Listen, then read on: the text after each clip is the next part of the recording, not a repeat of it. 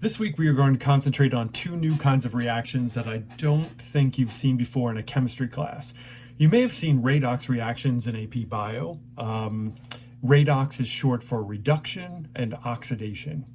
Reduction is the gain of electrons by a species, and a species is just any chemical. It's basically like a generic term we just throw out there. If a species loses electrons, we call that oxidation. So if a species has an oxidation number that goes down, say from a +2 down to a +1, that means it was reduced. And if your oxidation number goes up, so let's say you went from a +2 to a +3, that is an oxidation. Lots of people like to remember these things with a mnemonic device. I think in AP Bio, Takmejian likes to use oil rig, where oxidation is losing electrons and reduction is gaining. Oil, oxidation is losing. Rig, reduction is gaining. I was always taught it as Leo the lion says grr. Leo, if you lose electrons, that is oxidation. And grr, if you gain electrons, that is reduction. So as a chemist, we're going to write that, let's say I take some sodium ions and I add an electron. So I'm gaining an electron. This right here is a gain. That is a gain of electrons is a reduction. And you'll notice that my +1 charge went to a 0.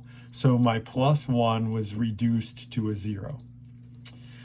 Here, I have chlorine being reduced again because I'm gaining electrons.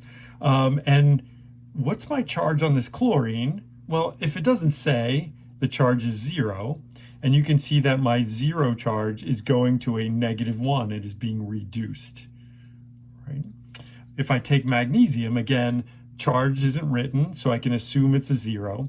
And my charge is going from a 0 to a +2, it's going up, so I must have been oxidized. And you'll notice that these electrons out here are a product. So electrons were produced, they were lost. So this is a loss over here of electrons when they're produced. You can see that my iron +2 here is also going up to a +3 over here. My electrons are being produced in the reaction, meaning that the iron actually lost those electrons. It's pushing them out, and it's an oxidation. Okay, so I've thrown around some terms here. One term I've used is a charge. And a charge is an actual number, like a plus or a minus, that you could actually measure in a lab. So if I said I had iron +2 ions, I could put them in a magnetic field. I could do some experiments with them and prove that it was +2. Okay. An oxidation number, on the other hand, is like a chemist's theoretical thing that they invented to help them perform some functions. You can't say that, oh, like this carbon has an oxidation number of 4 and then do a lab to prove that. It may have a charge of 4, but if you say that it has an oxidation number, it's an idea. It's not really a real thing. We base oxidation numbers off of patterns that we've seen on the periodic table, off of patterns that you know about, like specific ions, and the way that different elements exchange electrons. Now, chemists are very specific. If they mean a charge, the plus or the minus sign, like a 2+ or a 3-, goes in that order: number and then sign. That's a charge. If you write the sign and then the number, like +2 or -3, that is an oxidation number. AP does not care if you do it right, but you will see them written in both directions. And if you're being careful, you'll notice like, oh, this is real and this is imaginary. Does it really matter? No, but you will see those terms thrown around, and a chemist, especially in AP Chem, will be specific about which one they use. You can be a little sloppy, that's okay, but when you read it in a book, they will not be. You need to know that all elements have charges or oxidation numbers of 0. If you are an element, your charge is 0 by definition. Because if you were an element with a charge, you would not be called an element anymore. You would be called an ion. Okay, so by definition, all ions have charges. Okay, so let's take an element here. Tin, Sn. There's nothing written here. You could, but it's understood that tin is an atom, it's an element, and its charge is nothing. N2, and you're thinking, well, there's 2 of them. Like, how do they stick together? Doesn't one of them have like a plus charge and a minus charge? And the answer is no.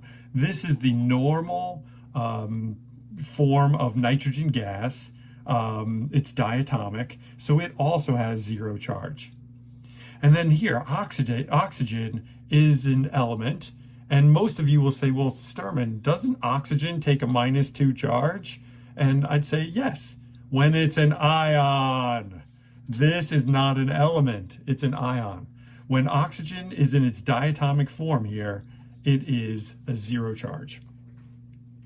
One other term you may see thrown around is that if an ion has a plus charge, that's called a cation. And if it has a negative charge, that is an anion. It's not so important that you remember that, but if you want to, I do it this way. Cations have a big plus sign in the middle, and anions have an N for negative in the middle. So that's how you can give it away. Okay, let's say we take sodium chloride. Sodium chloride is an ionic compound because it begins with a metal, ends with a nonmetal. So you could make some assumptions about this because you know that if you looked it up, that sodium's in the first column of the periodic table. It's a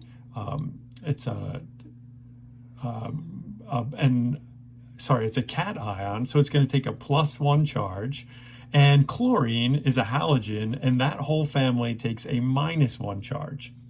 So another thing about compounds, just like elements, if you are a compound, you must have a total charge or a total set of oxidation numbers that equals 0.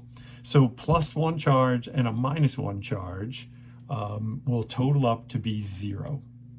Now, on the other hand, CO2, carbon dioxide, is a covalent compound because it's made from all nonmetal materials.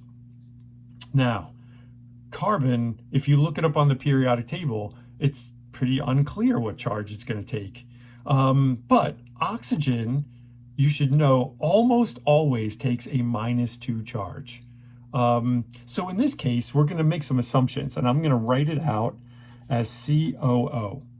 So oxygen usually takes a -2, and since this thing is a compound, I need the total charge on this to be equal to 0, which means that my carbon must take a +4 charge,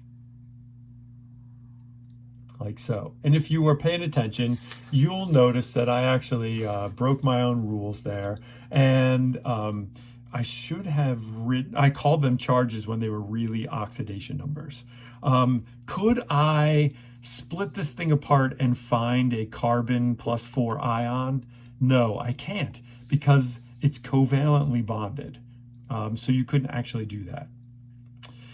Now, a redox reaction is going to be a reaction that occurs when one of these items, like this +1 or -1 or +4 or -2, changes its charge or its oxidation number during the reaction.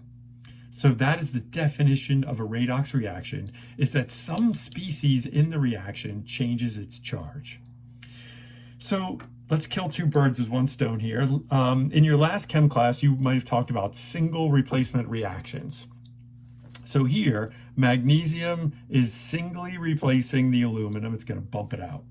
But AP Chem does not use that terminology.